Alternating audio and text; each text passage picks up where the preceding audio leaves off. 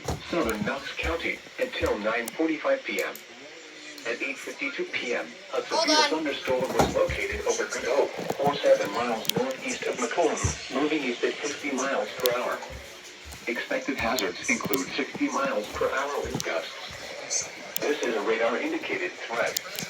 The following impacts are expected. Expect damage to roofs, siding, and trees. Locations impacted include Fairview, Canton, and Farmington. This includes Interstate 74 between mile markers 57 and 67.